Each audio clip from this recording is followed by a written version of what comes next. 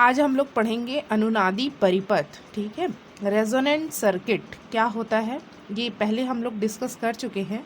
LCR परिपथ जब हम लोगों ने पढ़ा था, तो जब एलसीआर परिपथ में प्रत्यावर्ती वोल्टेज तथा प्रत्यावर्ती धारा समान कला में होते हैं। कौन से सर्किट में? एलसीआर सर्किट में। ऐसा परिपथ जिसमें प्रेरकत्व, संधारित्र और प्रतिरोध तीनों लगा हो।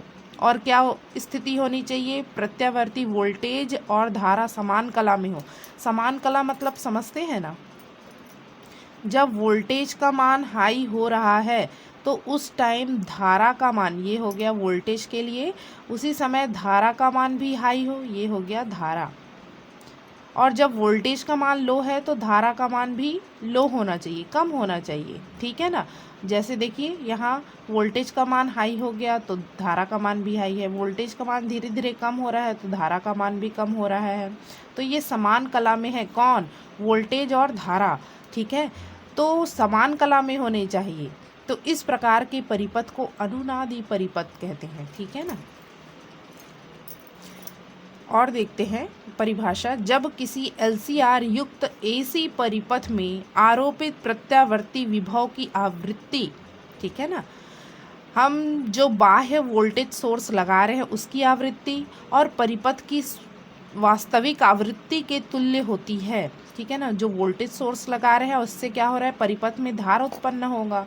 ठीक है ना, हमारे पास ये परिपथ है,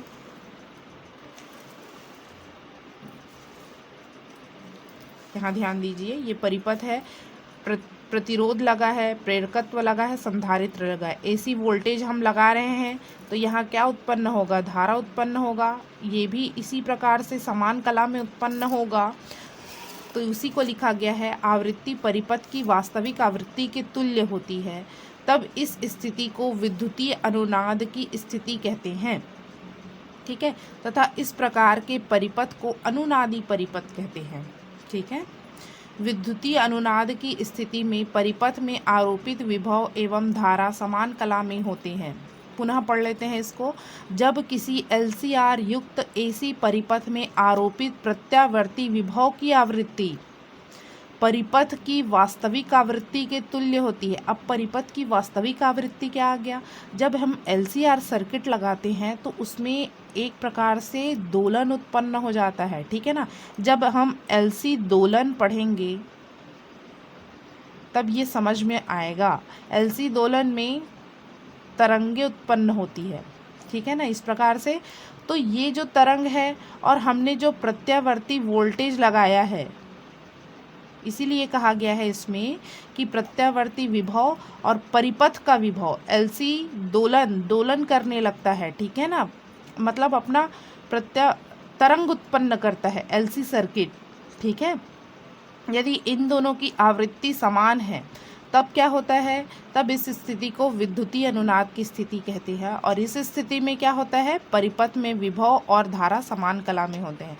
ये आगे पढ़ेंगे कि एलसी दोलन कैसे करता है। ठीक है ना, इतना परिभाषा याद रखिए। ये हम कंडीशन देख चुके हैं एलसीआर सर्किट का। एलसीआर सर्किट जब पढ़े थे तब हम लोगों ने ये कंडीशन देखा था। Third condition, omega L is equal to 1/ओमेगा c जब हो तो tan फाई का मान क्या आता है? 0 आता है। यहाँ से देख सकते हैं tan फाई का मान, ये दोनों बराबर हो गए मतलब 0 हो जाएगा। tan फाई 0 मतलब फाई का मान भी क्या आएगा? 0। कलांतर 0 हो गया जी। ठीक है ना, तो इस स्थिति को हम क्या कहते थे? अनुनादी स्थिति। ठीक है ना, इसी का उपयोग हम यहाँ भी करेंगे। यहाँ दो प्रकार के अनुनादी परिपथ को दर्शाया गया है, ध्यान से समझेंगे, एकदम बहुत ही इंपॉर्टेंट चीज़ है। श्रेणी अनुनादी परिपथ और समांतर अनुनादी परिपथ। श्रेणी अनुनादी मतलब जिसमें एल, सी और आर श्रेणी क्रम में लगा हो, समांतर क्रम में लगा होगा तो क्या कहेंगे? समांतर अनुनादी परिपथ। पर हम केवल इसका अध्ययन करेंगे, श्रेणी अनुनादी परिपथ, क्योंकि सिलेबस में केवल यही है। ठीक, इस परिपथ में प्रेरकत्व L, धारिता C तथा प्रतिरोध R प्रत्यावर्ती धारा स्रोत के साथ श्रेणी क्रम में जुड़े होते हैं। ठीक है, तथा यदि धारा एवं आरोपित विभव समान कला में हो, पुनः देख लीजिए, धारा और विभव क्या होने चाहिए, समान कला में होने चाहिए, तब धारा का मान परिपथ में अधिकतम होता है। और जब इस स्थिति में होता है तब परिपथ में धारा का मान क्या होता है, अधिकतम। इसे श्रेणी अनुनादी परिपथ कहते हैं। ठीक है, यहाँ परिपथ दर्शाया गया है। देखिए तीनों क्या है, श्रेणी क्रम में जुड़े हुए हैं। इस परिपथ की प्रतिबाधा ये हम लोग निकाल चुके हैं, तो इसलिए मैं डायरेक्ट यहाँ पे फॉर्मूला लिख रही हूँ। प्रतिबाधा Z is equal to √r² plus कोष्टक में omega L minus 1 omega C का होल स्क्वायर, ये हम लोगों ने निकाल चुका है। tan phi का मान भी हम निकाल चुके हैं, omega L minus 1 omega C upon R। ये आप पिछले जो नोट्स बनाए हैं उसमें देख सकते हैं। यदि ओमेगा L बराबर 1 ओमेगा C हो, ये दोनों बराबर हों, तो tan phi बराबर क्या आएगा, 0। तो phi बराबर क्या आएगा, 0। ठीक है ना, यहाँ से देखिए tan phi बराबर, इसको लिख सकते हैं हम tan 0। 0 वंस का मान होता है ना 0, तो tan से tan कटा, phi का मान आ गया 0। प्रत्यावर्ती वोल्टेज और धारा समान कला में होते, कलांतर ही 0 है, कला का अंतर ही नहीं है, मतलब समान कला में होंगे ना भाई। ठीक, यहाँ प्रतिबाधा का मान निकाल के देखिए कितना आता है, तो Z इज इक्वल टू, ये तो 0 हो गया, ये दोनों बराबर है, omega L minus 1 omega C की जगह क्या रख सकते हैं, ओमेगा L, तो ये दोनों कट गया, 0 आ गया, केवल यही टर्म बस बचा √r², तो इसलिए मैंने यहाँ √r² बस लिखा है। मतलब Z बराबर वर्ग से वर्गमूल कट गया, कितना आ गया, R। न्यूनतम प्रतिरोध क्या हो गया, कम हो गया। ठीक, अब प्रतिरोध कम है भाई, तो धारा का मान क्या होगा, बढ़ेगा, सबसे ज़्यादा होगा। ठीक है, तो इस स्थिति में, अनुनादी स्थिति में धारा का मान क्या होता है, अधिकतम होता है। इस स्थिति में प्रतिबाधा Z का मान न्यूनतम होता है, जिससे परिपथ में बहने वाली धारा का मान अधिकतम होता है। इस स्थिति को अनुनादी स्थिति कहते हैं। ठीक है, पुनः देख लेते हैं, ओमेगा की वैल्यू निकाल लेते हैं। Omega L is equal to 1 omega C, तो ओमेगा स्क्वायर, ये वाले ओमेगा को यहाँ भेज दीजिए, ओमेगा स्क्वायर हो गया, L को नीचे भेज दीजिए, तो 1/LC, तो ओमेगा का मान कितना आ जाएगा, 1/√LC, वर्ग इधर आके क्या बन गया, वर्गमूल बन गया। ठीक है, परंतु ओमेगा का मान जानते हैं हम 2 पाई न्यू, न्यू क्या है, आवृत्ति है ना, देयरफॉर यहाँ रखिए ओमेगा का मान 2 पाई न्यू, और यहाँ से 1/√LC। ठीक, तो न्यू का मान निकालेंगे, आवृत्ति का मान तो कितना आएगा, 1/2 पाई √LC। ठीक है, अनुनादी आवृत्ति कहते हैं इसे, क्या कहते हैं, अनुनादी आवृत्ति।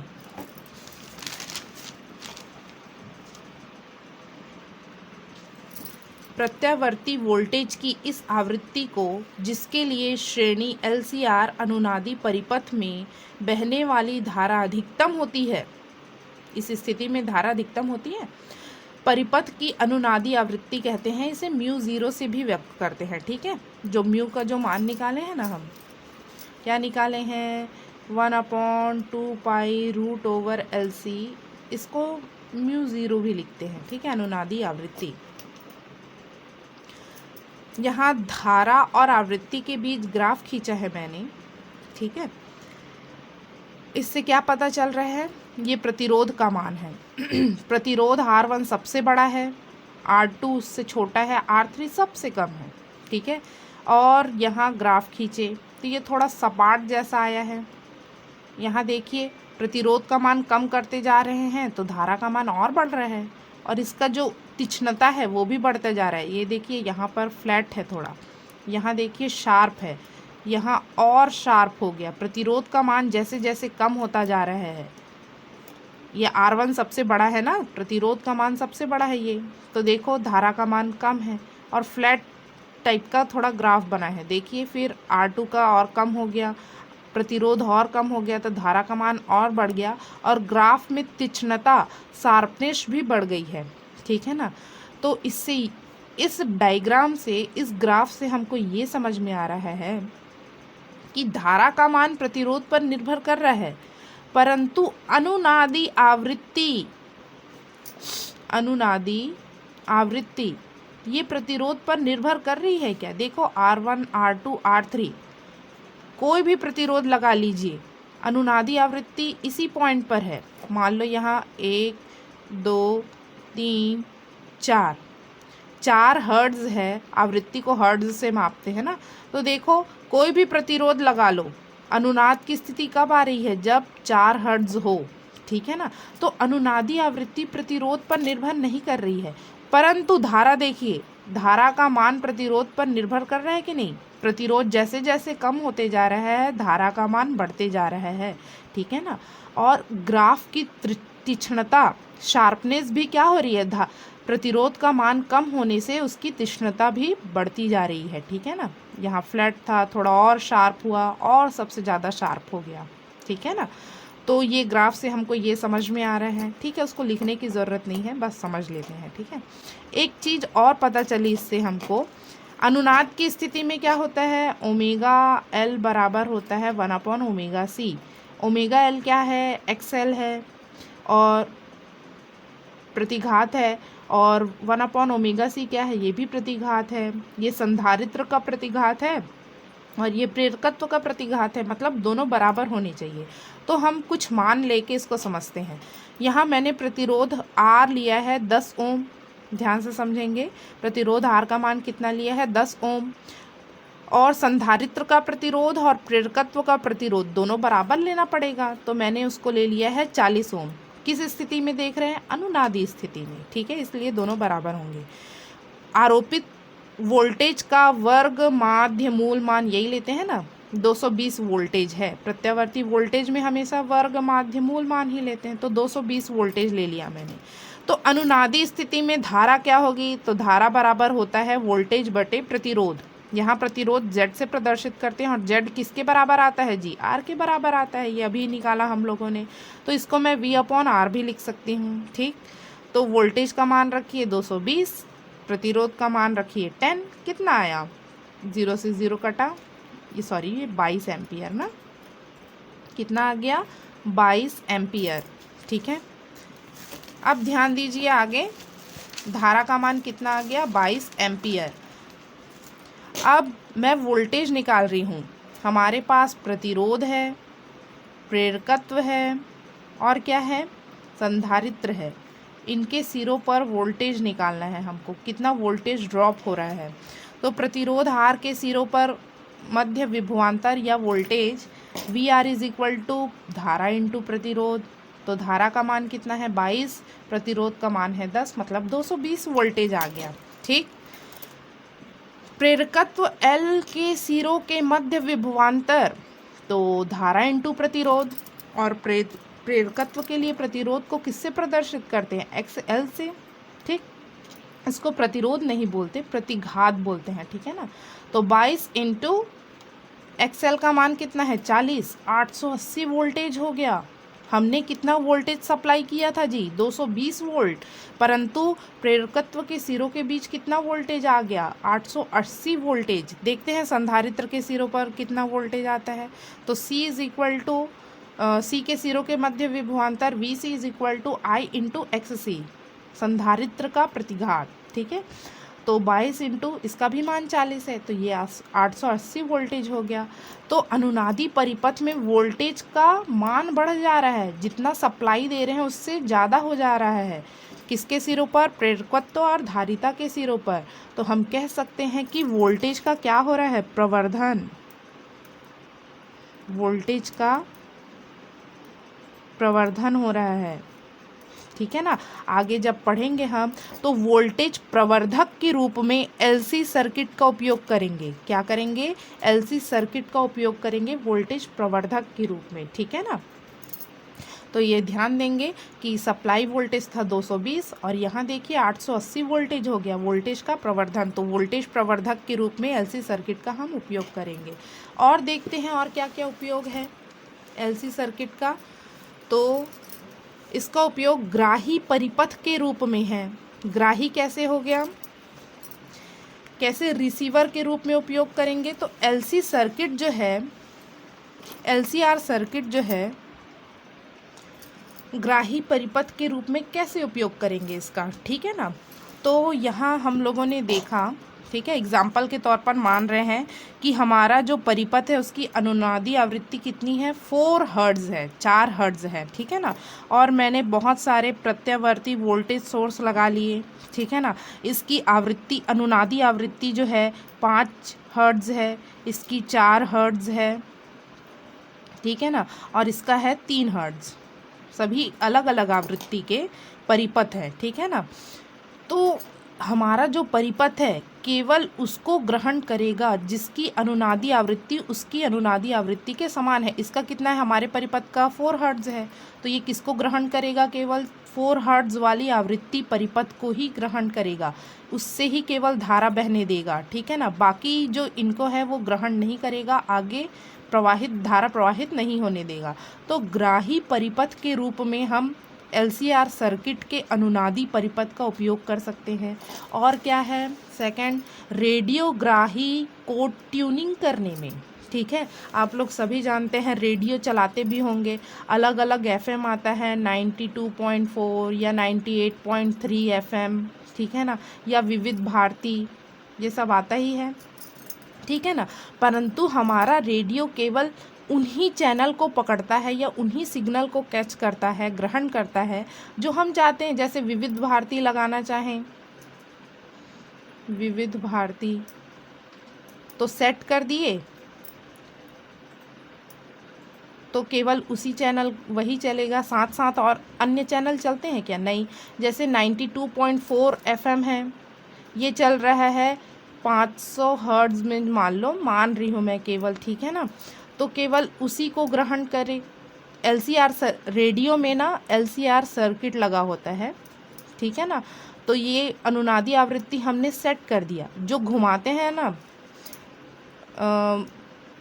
चैनल, जो घुमाने के लिए एक मोड होता है, चैनल घुमाने के लिए जो ट्यूनर होता है उससे हम C का मान बदलते रहते हैं, धारिता का मान, उससे क्या होता है, अलग अलग आवृत्ति उत्पन्न होती है।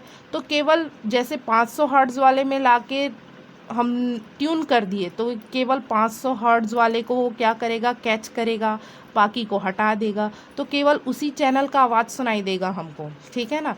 हमको चाहिए 98.3, तो उसकी हर्ट्ज़ आवृत्ति है मान लो 400 हर्ट्ज़ है, तो हम यहाँ से क्या करेंगे, C का मान चेंज करेंगे, तो उससे क्या है 400 हर्ट्ज़ में आवृत्ति लाएंगे, तो केवल 400 हर्ट्ज़ वाले को ही कैच करेगा, बाकी आवृत्ति को छोड़ देगा, ठीक है।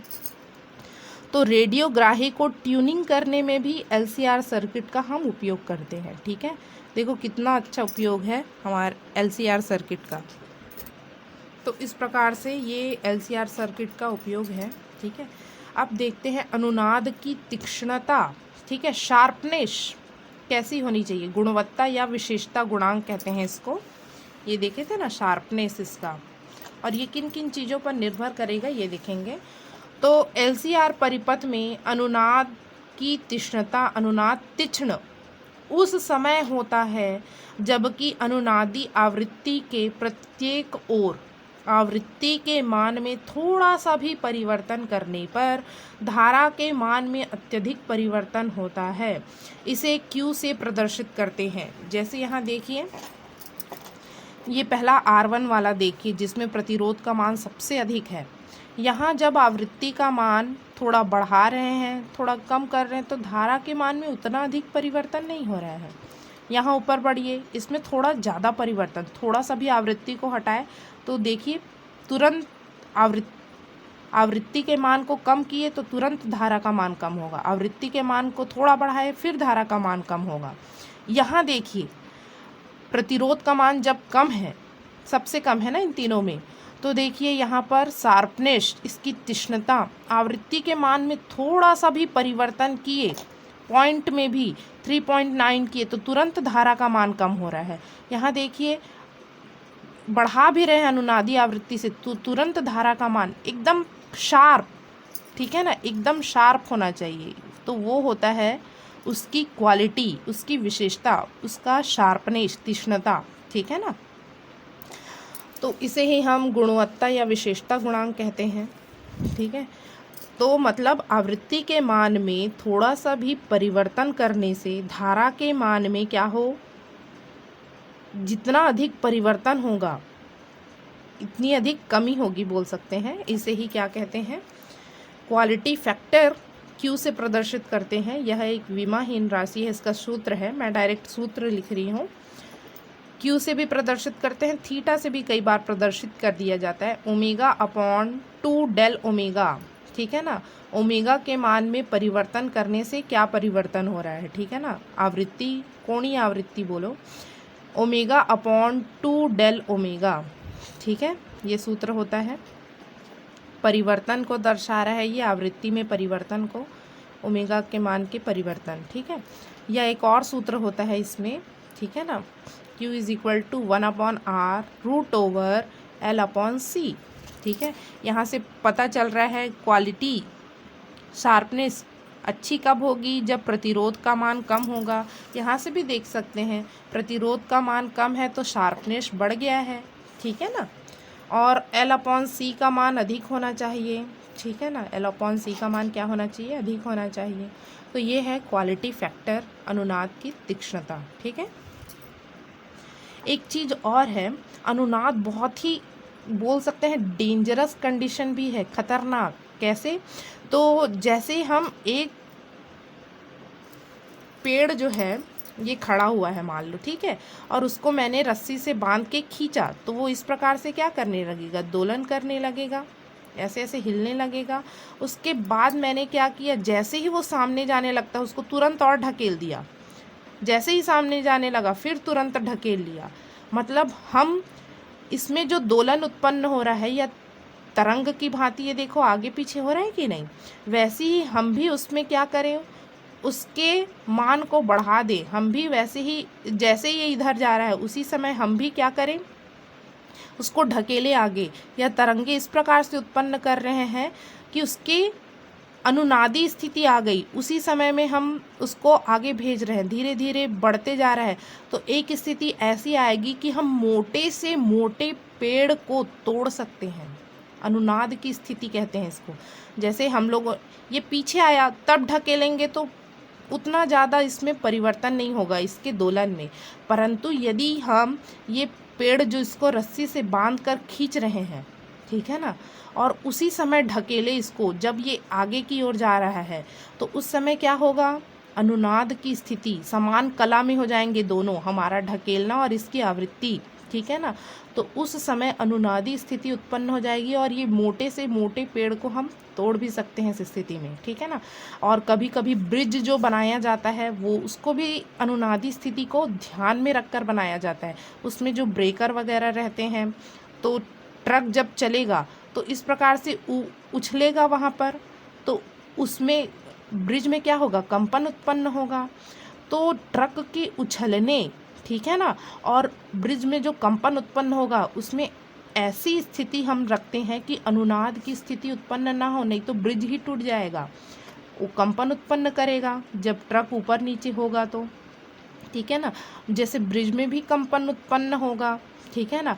तो यदि अनुनादी स्थिति आएगी तो ब्रिज टूट जाएगा। तो इंजीनियर बनाते वक्त इस चीज़ का ध्यान रखते हैं कि अनुनादी स्थिति उत्पन्न ना हो, ठीक है ना, ऐसी जगह रखते हैं वो ब्रेकर या ऐसा निर्माण करते हैं, ठीक है। और गाड़ियों में सॉकअप भी लगा होता है, आप लोग देखे हैं। तो यदि अनुनाद की जैसे ब्रेकर में जाते हैं तो ऊपर नीचे होता है कि नहीं, गाड़ी सॉकअप लगा होता है उसमें, तो सॉकअप का काम होता है वो जो तरंग उत्पन्न हुआ है उसको संपीड़न करने का, कंप्रेस करने का, नहीं तो उसको बढ़ाएगा। उसी समय अनुनादी स्थिति उत्पन्न हो गई, जैसे हम ऊपर जा रहे हैं तो वो भी सॉकअप ऊपर फेंकेगा हमको, तो अनुनादी स्थिति उत्पन्न आएगी और हम गिर भी जाएंगे, ठीक है ना, या उछल जाएंगे। तो वो सॉकअप का काम उछालने का नहीं, उसको कंप्रेस करने का। जैसे हम नीचे आते हैं तो उसको ऊर्जा को अवशोषित कर लेता है, वो कंप्रेस कर लेता है, ठीक है ना। तो ज़्यादा हम उछलते ही नहीं रहते, नहीं तो उछल के ऊपर उड़ जाते, ठीक है ना। तो ये अनुनाद की स्थिति डेंजरस भी है, ठीक है ना। तो ये LCR सर्किट का अनुनाद स्थिति था जिसमें वोल्टेज, प्रत्यावर्ती वोल्टेज और धारा समान कला में होने चाहिए, ठीक है।